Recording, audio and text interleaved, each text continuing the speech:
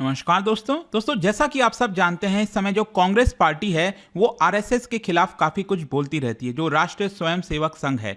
और इसी की वजह से बीजेपी और कांग्रेस के बीच में लगातार आपको टेंशन्स देखने को मिलता है। क्या है कि पिछले कुछ दिनों से लगातार खबर आ रही थी कर्नाटका से। अब कर्नाटका में आप जानते हैं कांग्रेस सरकार है, तो वहां से खबर आ रही थी कि आरएसएस के ऊपर कुछ एक्शंस लिए जा सकते हैं। आप देख सकते हो ये खबर 4-5 दिन पहले का है। Karnataka mulls ban on RSS activities eight public places. और फाइनली मैं आपको बता दूं, यहां पर जो कर्नाटका कैबिनेट है उन्होंने एक गवर्नमेंट ऑर्डर पास किया है to regulate use of public properties. तो इसको थोड़ा सा हम डिटेल में समझेंगे कि एग्जैक्टली हो क्या रहा है, कर्नाटका सरकार ने क्या ऑर्डर जारी किया, इसका इंपैक्ट आरएसएस के ऊपर क्या आएगा, फिर मामला हो सकता है कोर्ट में भी जाए। वो सब कुछ हर एक डायमेंशन में आपको बताऊंगा। चलिए आगे बढ़ते हैं, लेकिन उससे पहले आप सबको बता दूं, देखिए दोस्तों, दिवाली सेल स्टार्ट हो चुकी है स्टडी आई के ऊपर। अगर आप कोई भी कोर्स, कोई भी बैच लेना चाहते हैं जिसमें आपको कंप्लीट प्रिपरेशन कराई जाती है, प्रीलिम्स, मेंस, इंटरव्यू, सब कुछ, 18 बुक्स का जो पूरा सेट है वो भी आपके घर पर भेजा जाता है। तो ये बैच है दोस्तों, लिंक कमेंट सेक्शन में दिया हुआ है। यूज करना है कोड अंकित लाइव मैक्सिमम डिस्काउंट के लिए,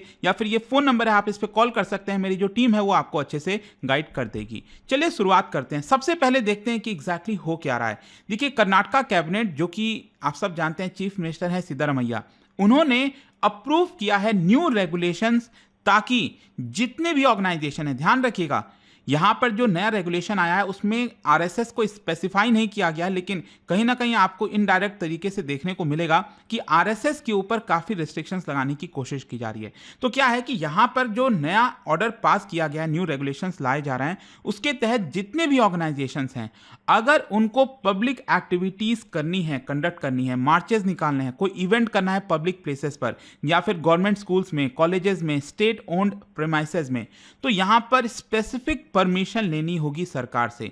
तो ये नया रेगुलेशन लाया जा रहा है। ऑल्दो जैसा मैंने आपको बताया कि गवर्नमेंट जो वो इंसिस्ट कर रही है कि ये यूनिवर्सल रूल है, न्यूट्रल है, लेकिन जिस तरह का पॉलिटिकल रिएक्शन आया है, जिस तरह के कर्नाटका में मिनिस्टर्स के बयान आए हैं, उससे आपको साफ साफ देखने को मिलेगा कि इसका डायरेक्ट लिंक आरएसएस को लेकर है, क्योंकि ज्यादातर ये जो एक्टिविटीज हैं आरएसएस पब्लिक और गवर्नमेंट कंट्रोल्ड स्पेसेस पर करती आ रही थी लंबे समय से। तो ये जो डिसीजन है, इसकी वजह से काफी बड़ा पॉलिटिकल कॉन्स्टिट्यूशनल डिबेट स्टार्ट हो चुका है कि क्या ये करना सही है, नहीं है। खैर, मैं आपको पहले बता देता हूं कि डिसीजन क्या लिए गए हैं। यहां पर 3-4 चीजें हैं जो आपको पता होनी चाहिए। सबसे पहला है, नया रूल अप्रूव किया गया है। मैंने आपको बताया कि यहां पर कैबिनेट ने यह कहा है कि अगर आप कोई भी इवेंट करते हो, प्रोसेशन करते हो, गैदरिंग करते हो पब्लिक स्पेसेस में, या फिर कोई भी गवर्नमेंट प्रॉपर्टी में, मैं कर्नाटका की ही बात कर रहा हूं, तो वहां पर आपको पहले से परमिशन लेना होगा। तो ये जो रूल्स है, इसके पीछे लीगल बैकिंग भी है।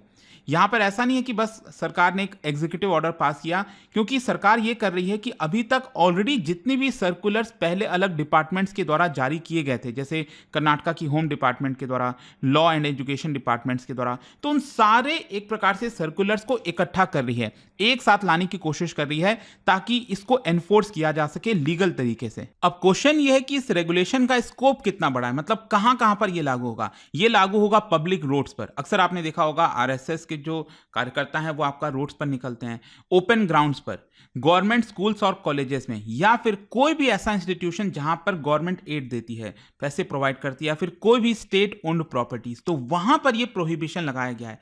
बोला यह गया है कि कोई भी ऑर्गेनाइजेशन अगर उनको मीटिंग्स करनी है, मार्चेस करने हैं, तो वो यहां पर नहीं कर सकते। अच्छा, मैं आपको एक और चीज बता दूं, 2013 का जो सर्कुलर है उसको री इशू किया गया है। 2013 में यहां पर जो एजुकेशन डिपार्टमेंट का सर्कुलर जारी किया गया था कर्नाटका के अंदर, जिसमें प्रोहिबिट किया गया था कि कोई भी अगर गवर्नमेंट स्कूल का ग्राउंड होगा, वो नॉन एकेडमिक, पॉलिटिकल या आइडियोलॉजिकल पर्पस के लिए इस्तेमाल नहीं हो सकता। तो उसको वापस से री इशू किया है कर्नाटका गवर्नमेंट ने। तो ये स्पेसिफिकली जो है रिस्ट्रिक्ट करता है ऑर्गेनाइजेशंस लाइक आरएसएस, जो कि शाखा लगाती है। आप सब जानते हैं शाखा लगाया जाता है, पथ संचलन होता है, मार्चेस निकलते हैं स्कूल प्रीमाइसेस में।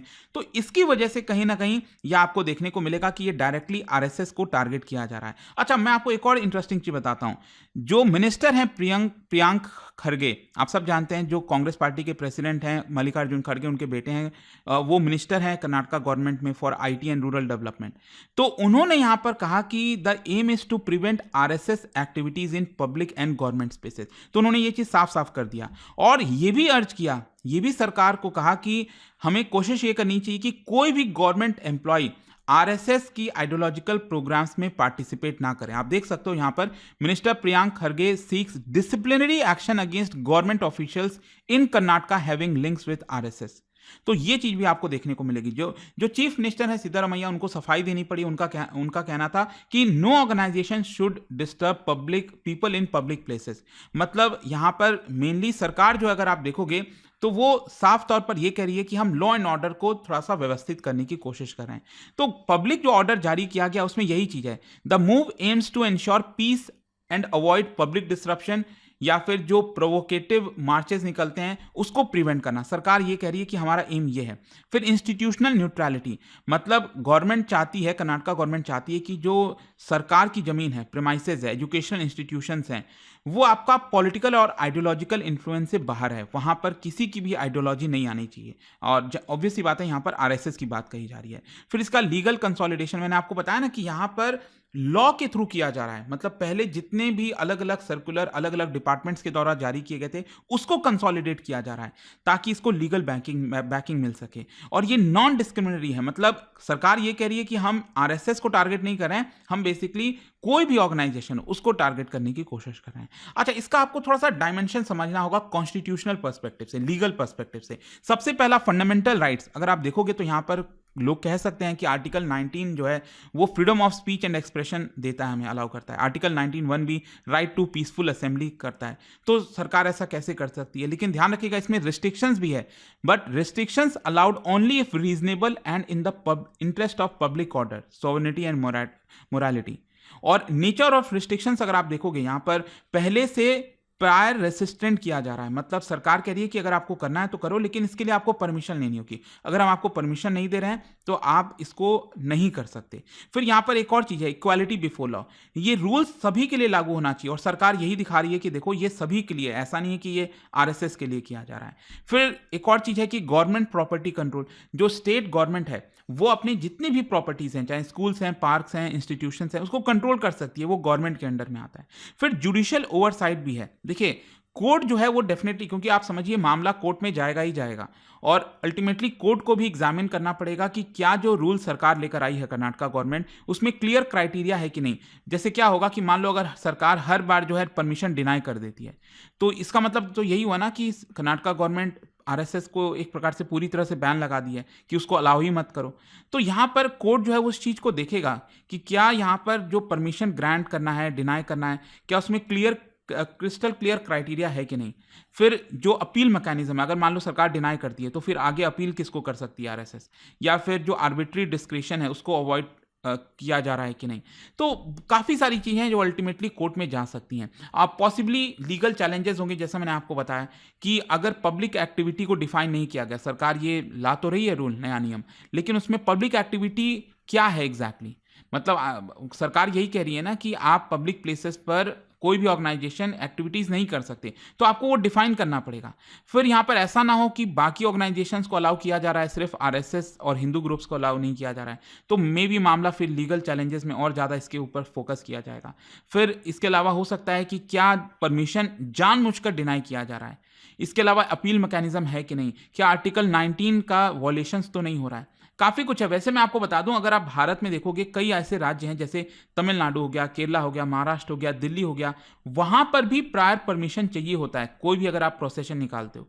लेकिन कर्नाटका में ये यूनिक इसलिए हो जाता है क्योंकि इसका स्पेसिफिक लिंकेज आरएसएस एक्टिविटीज को लेकर दिया जा रहा है। और जैसा मैंने आपको बताया, जो मिनिस्टर हैं कर्नाटका के, उन्होंने साफ साफ ये चीज कह दिया कि आरएसएस की एक्टिविटीज को हमें थोड़ा सा प्रिवेंट करना है। तो ये चीज आपको देखने को मिलेगी। वैसे मैं आपको बता दूं, इस साल ऑलरेडी आरएसएस को लेकर काफी कंट्रोवर्सीज हुई हैं, क्योंकि आपको पता होगा कि अभी recently prime minister Narendra Modi ji ने 100 रुपए का कॉइन इशू किया था और काफी स्पेशल ओकेजन पर किया जाता है। मैंने इसको लेकर एक स्पेसिफिक वीडियो भी बनाया था, जहां पर एक तो भारत माता आप देख सकते हो, यहाँ पर जो आरएसएस के वॉलंटियर्स हैं वो दोनों आपको देखने को मिलेंगे। तो इसको लेकर कंट्रोवर्सी हो रही थी। फिर 100 वर्ष के होने पर, जो सेंटेनरी ईयर है ना ये आरएसएस का, 1925 में जो है ये फॉर्म किया गया था, तो आप देख सकते हैं यहाँ पर जो है एक पूरा स्टैम्प भी जारी किया गया, जिसको लेकर कांग्रेस पार्टी, ऑपोजिशन पार्टीज ने काफी क्रिटिसाइज किया था। आप देख सकते हैं 27 सितंबर 1925 में नागपुर में हेडगेवार जी के द्वारा जो है वो इसको फाउंड किया गया था। ध्यान रखिएगा विजयदशमी के दिन जो है इसको बनाया गया था। पर्पज़ यही था कि एक डिसिप्लिन लेकर आना है, हिंदू सोसाइटी में यूनाइट करना है, ताकि जो कॉलोनियल डोमिनेशन है और जो सोशल डिविजन्स है उसको हम लड़ सकें। फिर ऑर्गेनाइजेशन स्टाइल जो मैंने आपको बताया, यहाँ पर डेली शाखाज लगते हैं, जहाँ पर जो वॉलंटियर्स हैं वो physical training, patriotic song, ideological lessons में पार्टिसिपेट करते हैं। और इसका फोकस इधर पर होता है कि यहाँ पर देश में कैरेक्टर बिल्डिंग लाया जाए, डिसिप्लिन लाया जाए, कल्चरल नेशनलिज्म लाया जाए, rather than going into direct politics. आप सब जानते हैं जब भी बीजेपी की बात आती है तो उसको जो आइडियोलॉजिकल विंग है उसको आरएसएस को कहा जाता है। तो इसी की वजह से ये सारी कंट्रोवर्सीज वगैरह हो रही हैं। बाकी आपका क्या सोचना है इसको लेकर, ये जो नए नियम आ रहे हैं आप मुझे कमेंट्स में जरूर बताइए। और जाने से पहले एक बहुत ही इंटरेस्टिंग क्वेश्चन, देखिए आरएसएस को मैं बता दूं कि आजादी के बाद से अगर आप देखोगे तो यहां पर बोला जाता है कि 3 बार बैन किया गया है। क्या आप बता सकते हो इनमें से कौन सा जो रीजन है वो करेक्ट है बैन करने का?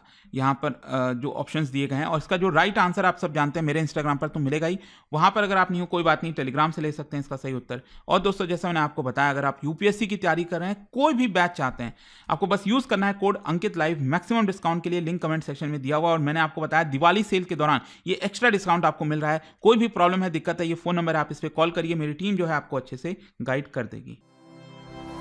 स्टडी IQ IAS, आपका सिलेक्शन हमारा मिशन।